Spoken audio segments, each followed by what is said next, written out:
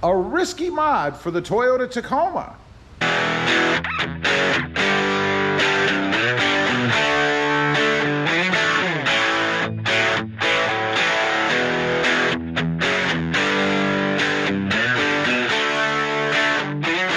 Good morning, everybody, and welcome back to Robmotive. It is a stormy day here.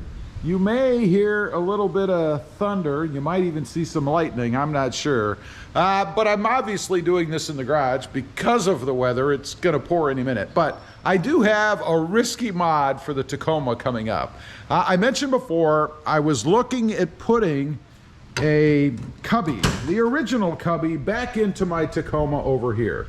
Kind of got it drawn out. You might be able to see the outline of where I've drawn it. Fortunately, it is the same size as that one, so that will make doing the install a little bit easier, and I'll tell you why in just a minute. So what I did, I went out to Sparks Parts. By the way, you can go to Sparks Parts if you're interested in this or any other parts. I'll show you the part numbers on what I'm doing here. But you can go out there and use discount code ROBMOTIVE for 5% off your order. So what I've got sitting over here on the table, or the workbench as I'll call it, is the box. I ordered the box. They do send you the screws, and of course there are 6 that go in the cubby itself here to hold it in. But when you get the truck with the cubby in it, or at least when you used to be able to, there were some little inserts that you screw into, molded into the composite bed already on the truck. And what I'm talking about, we'll use the existing or the leftover one as an example. Right over here, you guys can see the screws, and they're the same right there. Here's one right here, for example. Behind there is a little insert that's actually molded into the bed to hold those screws in, to give you something to screw into. So they didn't come with it because obviously I didn't buy a whole new bed. So I had to come up with a solution for that, as well as trying to figure out how to hold the screws in. And I think it might be a two-man job from that perspective. But what I've got, we'll show you right down here, are just some little, and I don't even know, what do you call these? Let's see, they're called T-nuts. And they look like this, and they are the same size as the screws. And by the way, if you're looking for the size, I'm using a 1/4 by 5/16. But they have a little nub in the edge of them here, and they should dig in a little bit. And that's kind of what I'm hoping, and that will make it easier to screw in without having to hold this thing once I go ahead and put them in. It's just a matter of getting them threaded. Now, you will notice on the other side here, it is open, so the screw can screw right through and tighten down. That was important. So we're going to use these. That should work pretty well. Now, as for a pattern, you probably saw this in the beginning. I did come up with a pattern myself, and I got this by popping off the existing or the leftover cubby that's in there now. It just pulls off and is the same footprint as this. So I put a piece of cardboard behind it, stuck it through the hole once I had the other one out, traced around the edges, and then cut out the size that I needed. And then I used this cubby just to kind of measure the center part. That wasn't so important. You really just need the outside area, if you will, so the square that is the outside, and then mark the holes based on the holes that are on the cubby here. So once I go ahead and trace this on to where I'm going to put it, I should then be able to just mark the holes once I go ahead and slide the cubby in. So these really aren't so important, more just for lining it up so that I get it correct. Now, what's going to happen is it fits through my little pattern here. As you can see, it comes up and represents the hole size that you need to be able to fit that in and cut out.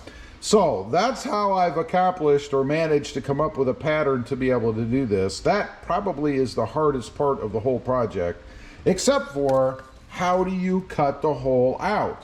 Now, that was a question, and somebody, or a few people actually, from a previous video I put up talking about this, they gave me a couple ideas, and they're excellent ideas. I had thought initially about using a saber saw, a jigsaw. But the problem is when you're down here on the edge, on the bottom, you can't get the jigsaw lined up because there's not enough room between the edge of the jigsaw plate and the blade. So that represents or creates a problem for cutting that bottom part. Probably could cut all the rest of it out, but not that part. Same thing, of course, will be true on that side because, again, the hole that I cut out is identical to the hole that's there for that existing cubby. So, a lot of people suggested that I use an oscillating, I believe that's what it's called. Let me pull it up here and I'll show you what it is I'm talking about. Let's see, it is called an oscillating tool. And what it has is a blade that goes in there and it just kind of vibrates, if you will, moves back and forth. That's what I'm going to use to cut the hole, because once the sawtooth part of it, this kind of a thing, or actually a different one that I bought, it does come with some ends, you can see right here, but I got one of these because I can kind of squish into the whole area, if you will, and then this has teeth in it that oscillate back and forth and will allow me to cut through the side of the bed. Not that big a deal. This should be an excellent way to do it, I think. It'll give me great control over the unit, the saw that is, to be able to cut the hole out that I want. Now, I know in the beginning I said it was a risky mod for the Toyota Tacoma, right? And it is risky. It's risky because if you don't cut that hole right, you're gonna have a problem.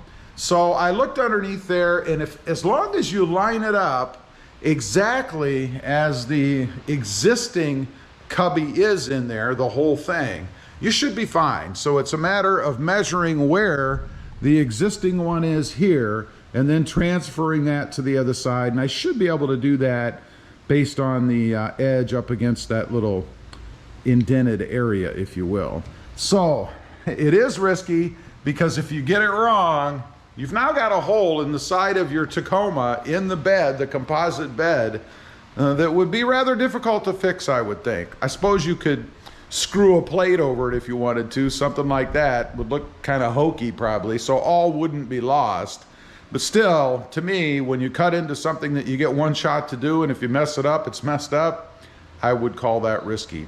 So anyway, that is the plan. That is what I'm going to do. I had mentioned before about doing it. I went ahead, ordered the parts. They're here. Again, part numbers were in the beginning. If you're interested in doing this yourself, I highly recommend this oscillating tool. Looks like it is the perfect tool for the job. Leave a comment. Let me know if you've done this and added it yourself. How did it go for you? Is there anything I'm forgetting that I need to be aware of? I'd be curious to know. Also, real quick, I do have 2 additional channels. Robmotive FST, all about my hunt, my search for the upcoming Toyota Tundra, as well as probably another vehicle that's going to be on that channel soon, another full-size truck. We'll see. Also, Robmotive JT, all about my 2020 Jeep Gladiator. Check them out, and if you're interested, why not subscribe? Don't forget to click that notification bell so that you don't miss out on any upcoming videos.